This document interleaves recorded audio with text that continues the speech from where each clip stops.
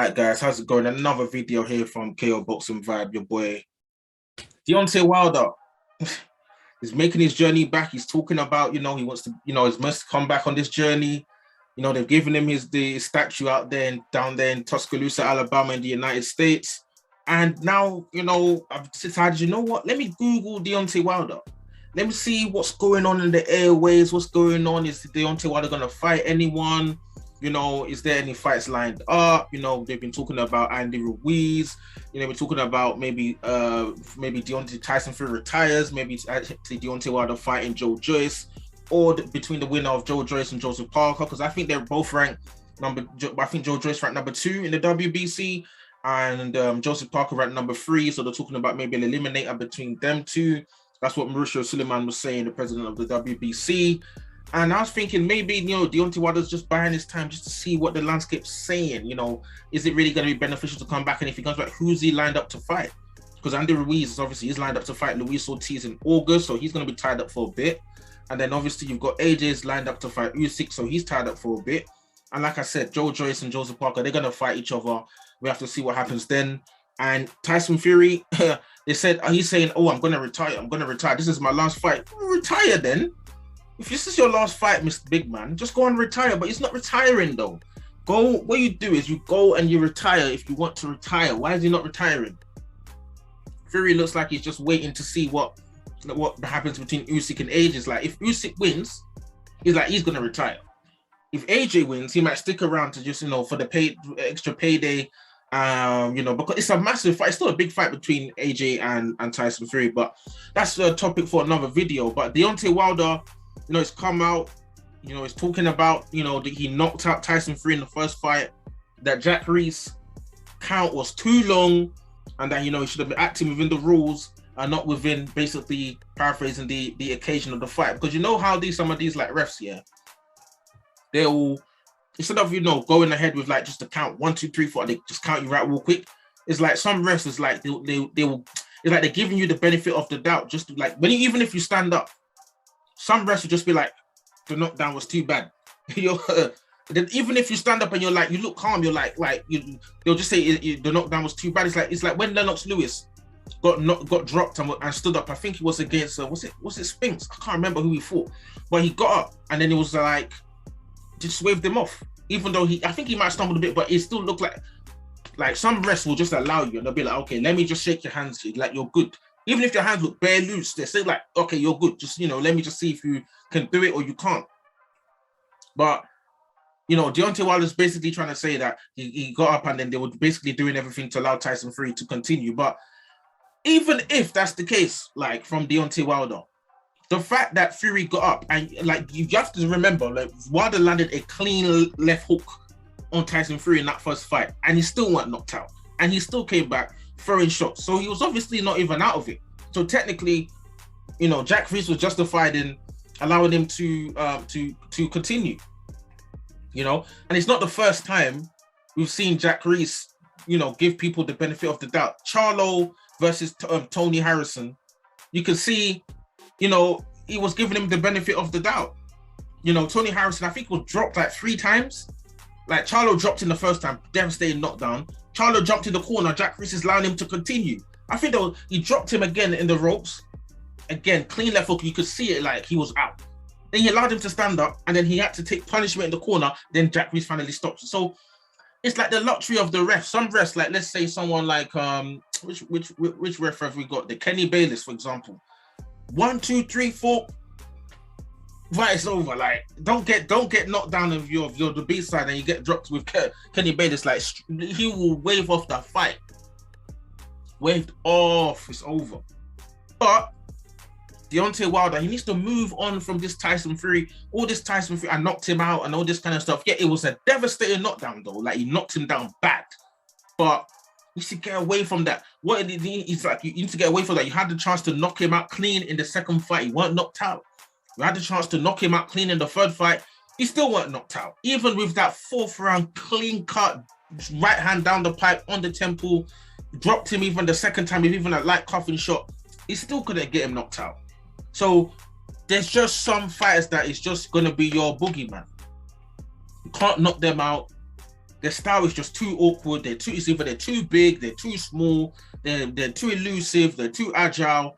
There's always going to be one fighter that is like, you know, gonna be difficult. Otherwise, if you want to try and have a resume where you ain't take no losses, you're gonna have to be cherry picking and positioning yourself in the right way to not have no losses.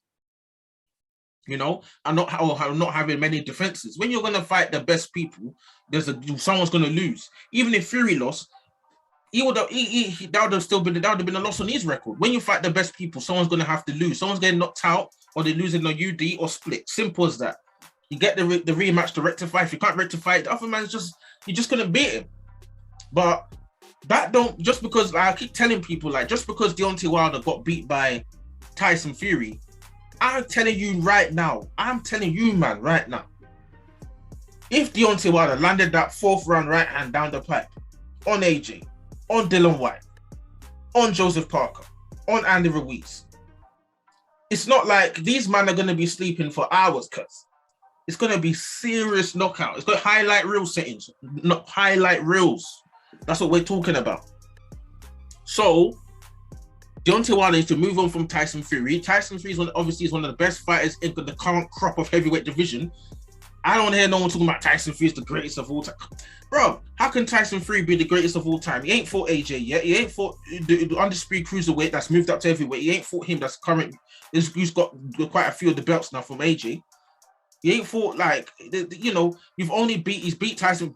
Big wins, don't get me wrong, big wins. Like, you beat Klitschko in his backyard in Germany on the unanimous decision. That's not like, that's not easy. And then you beat Deontay Wilder. Like, you beat Deontay Wilder twice, but the first fight people say is subjective, but you beat Wilder twice. So those are big nights and big wins, you know. But to say that it's the best, like, ever, you know, I want to see him fight AJ. I want to see him fight Usyk. He's beating Deontay Wilder. He's beating Dillian Whyte. So beating Dillian Whyte, obviously that adds more to the resume, but they don't need to be question marks. You don't need to say, oh, could he? I think Fury beats this guy. Well, I think Fury beats that guy. Let me see you beat these people. But I'm not going to be crowning nobody on opinions. We need to see it done. And, you know, some people are saying, oh, like, there's always going to be another name. No, we're talking about the current names, AJ's, Usyk, these types. We're not talking about what's his, some of these other upcoming. We're not talking about, oh, did Tyson Fury beat Dubois? Or did Tyson Fury beat some other next man? We're just talking about the elite top guys, top 6. That's all everybody's talking about. You know, that's what everyone's talking about. But Tyson Fury is a great fighter, and Deontay Wilder, no shame in losing to someone like Tyson Fury. Someone's gonna have to lose if you fight the big names. But like I said, 99% of the heavyweight division get absolutely stretched out by Deontay Wilder's right hand. Like, fights I want to see Deontay Wilder in, I want to see Deontay Wilder fighting Andy Ruiz. I like to see that. I like to see Deontay Wilder fight Usyk. Definitely the main fight I want to see Deontay Wilder fight at least before it is Anthony Joshua, because the fact that someone's getting knocked out, if I won't be surprised if that fight don't even go 5 rounds. Someone's definitely getting knocked out. Definitely want to see, you know, Deontay Wilder fight Dillian Whyte. The way the build-up will be, it'll be interesting. For me, definitely puts Dillian Whyte to sleep, because I don't think Dillian Whyte's punch resistance is looking as good as it's been. I don't think his punch resistance is looking as good as it's been, especially, you know, after he's been knocked out by AJ, knocked out by Povetkin, he's been dropped by Oscar Rivas, he's been dropped by Joseph Parker. You know, these are not, you know, these kind of have an effect on your punch resistance. So it's not easy, man. So we have to just wait and see what happens. Who should Deontay Wilder fight next? Who do you guys want to see Deontay Wilder fight next? Make sure you drop your comments in the comment section below. Then we'll see what you guys are saying about who Deontay Wilder should fight next. And what do you think about Deontay Wilder? Still talking about the first Tyson Fury fight. I can still kind of see, like, where he's coming from, because you are pretty much you landed the perfect shots to knock this guy out. Right hand down the pipe, left hook to just send him straight down to the canvas. And, you know, maybe you've seen fights where people have been waved off quick and you're thinking like why was this guy waved off? Like, it's because you were so close to knocking him out. That's why it's so frustrating. But for Deontay Wilder to be like, how did this guy just get allowed to stand up like that? But the fact he was able to continue and even push back on Wilder shows that he still had his wits about him and he wasn't still stumbling around. Like, you see how Dillian Whyte looked when he took that big uppercut from Tyson Fury and the ref was trying to chat to him, and then after he kind of bubbled off into the corner. If Tyson Fury did that, the ref would have waved it off. It's because he stood up and he was still, you know, having conversing. He said, walk over there, come back to me. He walked over there, he came back to Jack Reese. And so like, Jack Reese was like, all right, let me give you a shot. It's Tyson Fury and that, let me see what happens. But hindsight is always interesting to talk about. Deontay Wilder used to focus on who's going to fight next. And for me, 99% of the heavyweight division, the right hand is a devastating problem. Drop your comments in the comment section below. Let me see what you guys are saying about Deontay Wilder's next steps in the heavyweight division. Let's see what happens, man. Cool.